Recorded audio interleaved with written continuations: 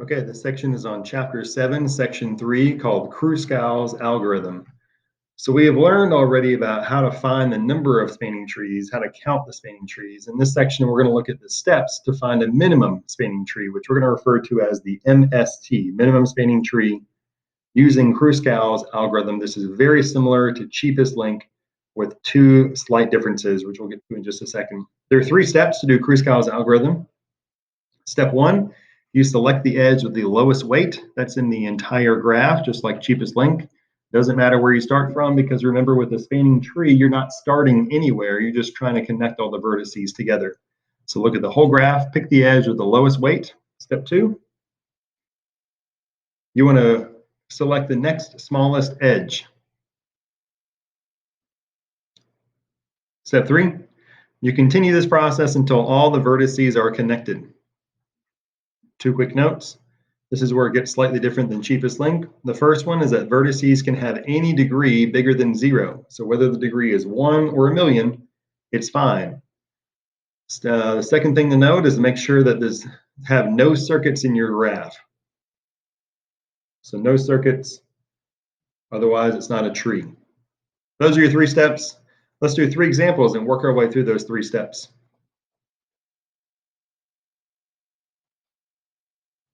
So here's our first one. Take a second to draw this one on your page. And as you're doing that, I'll explain how this works. This is a basic example. For all 3 of these, they're going to do 3 parts. Part A, we're going to find the number of vertices. Part B, we're going to find the number of edges. Part B, we're going to highlight or redraw the MST. And then part C, we're going to find the weight of the entire minimum spanning tree. So let's get to it first. I want to find the lowest edge on the entire graph, the edge with the smallest weight. As it says up here at the top, select the edge with the lowest weight, and that would be from E to D at 1.2. So I'm going to highlight that one.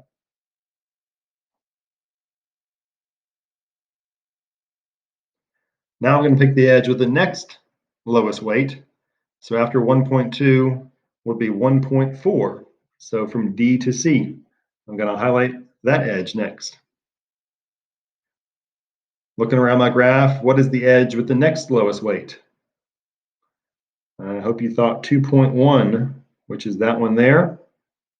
And so which edge comes last? And that would be this one, 2.2. A way you can check yourself is to fill in this part over here. So if you count the number of vertices, we have 1, 2, 3, 4, 5 vertices. So remember from yesterday, we learned that to find the number of edges, it's always your edges equals your vertices minus 1. So 5 minus 1 gives me the number of edges, which is 4. As you can see, we highlighted 1, 2, 3, 4 edges. Highlight, redraw the MST. Now, if you don't have the way to draw this on your own page, or if you don't feel like redrawing the shape, all I would do is write out 5 dots like this, and then I would connect the edges that you connected together. For example, we connected E to D together. So I'm going to connect E to D. We connected D to C. We connected D to A. And lastly, we connected A to B. So all I would redraw on my paper is I would just redraw this instead of redrawing the entire shape, unless you wanted to highlight and see where your answer came from. So the last part is asking us to find the weight. So to find the weight, we want to add up those numbers. So we're going to add up 1.2 plus 1.4 plus 2.1 plus 2.2. We'll get a total there, the weight of the MST of 6.9. Let's go to example number 2. Same directions. This time is going to be more of a real life situation. So true story, I'll give you a chance to write this one down. And as you're doing that, I read a book several years ago about Teddy Roosevelt, who was going to explore the Amazon jungle. And as he was going there, he was exploring parts that had never been explored before. Part of what he was doing was exploring because they wanted to be able to build telephone lines. Telephones were becoming really popular in the early 1900s, and so he wanted to be able to connect the phone lines and connect these different villages. And so people wanted to go in after him, and they thought, all right, so this is a basic drawing of what the villages in the Amazon jungle look like. So this is based off a real problem, although the numbers that we're going to use in the towns are slightly different. So in this example, we have vertices A, B, C, D, E, F, and G. These numbers are going to represent in this problem the millions of dollars that it costs to lay cable along each of these roads. Because if this is the Amazon jungle, all of this we're going to assume is all jungle. So you've got to clear the jungle out, and then you've got to be able to establish phone lines to be able to connect A and B together. This is a huge project that they got into, and they actually did a project very similar to this in the early 1900s. More on that in a moment. Let's do A first. Count the number of vertices. Again, that was 1, 2, 3, 4, 5, 6, 7. So there are 7 vertices. Take away 1. I need to draw 6 edges. So I'll use my highlighter again for the 6 edges. So I'm looking for the smallest number in the entire graph. So looking around, looking for the smallest number. Do you see it?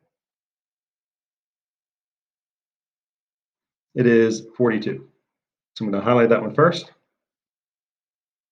The next smallest number after 42 is 45. I'm going to highlight B to D next. Notice how those are not connected, which is fine. They don't have to be connected until the very end of your graph.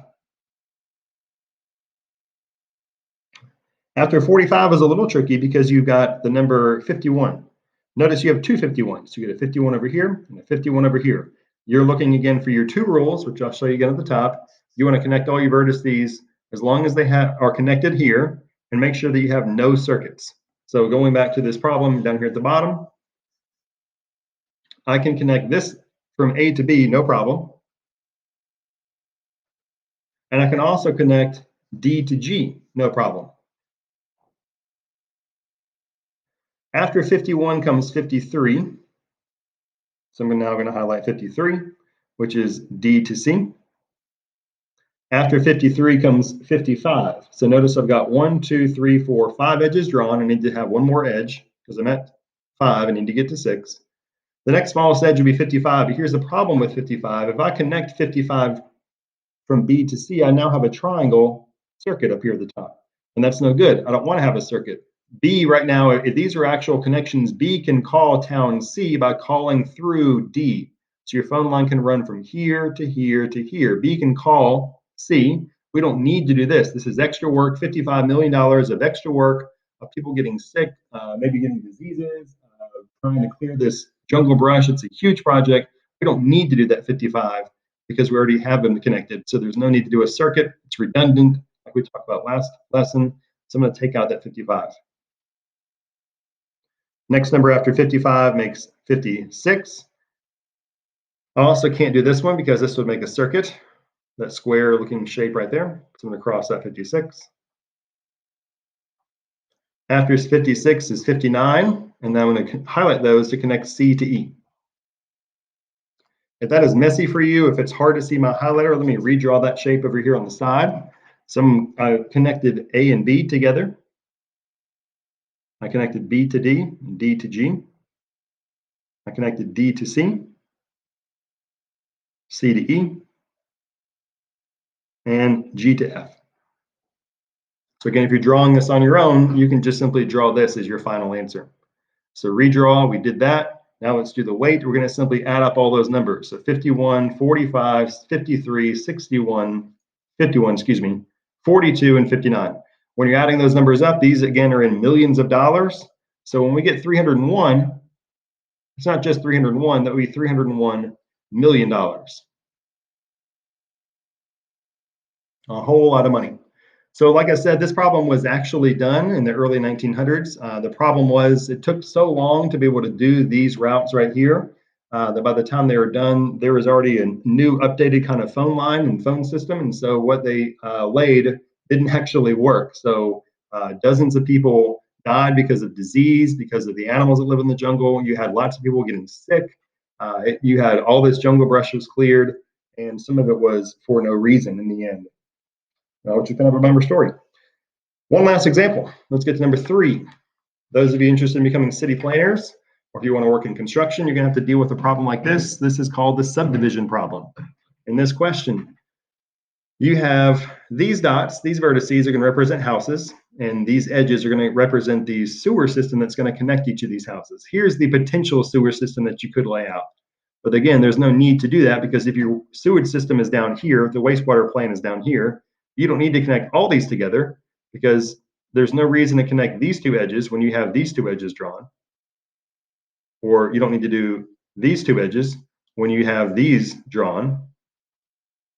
So we're going to try to find the least way to draw these. If you look back at your section 7.2, I believe it was the warm-up from yesterday, you can look at the very top. There's a very similar picture drawn. They're going to have a slightly different spanning tree drawn, but you're going to get the same answer in the end. In this problem, I'm going to tell you that the pipe costs $40,000 per mile. And we're going to say that each street, so this is a street, each street is 1/8 of a mile long. So we're going to figure out the cost because you would have to go in and put a bid on this in order to be able to build something like this. You have to put a bid on how much you think it would cost your company to build something like this. You want to make sure the estimate is close. If you overshoot it, you may not get the job. If you undershoot it, then you could be out some money. Again, N, vertices. I've got 1, 2, 3, 4 vertices in a row, and I've got 1, 2, 3, 4, 5 rows. So 4 times 5 gives me 20 vertices. E stands for edges. So take away 1, and I get 19 edges. So I'm going to draw 19 different edges. Again, lots of ways you can do it. The key here is that you don't want to draw any circuits. So there's probably fancy ways that you could do this by drawing different shapes and connecting them together. If you're super artistic, you can do something like that. It doesn't really matter how you do it because in the end, you're going to get the same number as long as you don't have any trees. Not very artistic. So what I'm going to do is I'm simply going to start in the top left-hand corner. I'm going to snake my way around the graph. I'm going to go straight across. I'm going to go straight down, one row, straight across again, and then continue along my shape until I get to the very end of my graph in the bottom right-hand corner. So let's say, for example, that this house, when they flush their toilet, it's going to go through the sewers to this house, through the sewers along this way until it gets out over here. There's no need to connect this edge because they're already connected through these three edges. So redraw we did. I'm going to draw it over here so you can see it in case you can't see it very well using the highlighter. All I did was snake my way around the graph. Again, this is not the only answer you could do. There's multiple ways you can draw this. Now for the weight. So normally what I would do is just add up those numbers. However, in this case, you're told that every single street is 1/8 of a mile long and it's $40,000 per mile. So I just drew 19 edges. So that's 19 times. Each of those streets that I drew was 1/8 of a mile long. So it's 19 times 1/8 times the cost per mile, which is $40,000 per mile. So times $40,000. I'll put a 40K because I'm running out of room. When I multiply all that together, you can just use any calculator for that, and you get exactly $95,000. So you would go in as your company, and your bid would be around $95,000. So that's 7.3, chapter 7, section 3 on Kruskal's algorithm.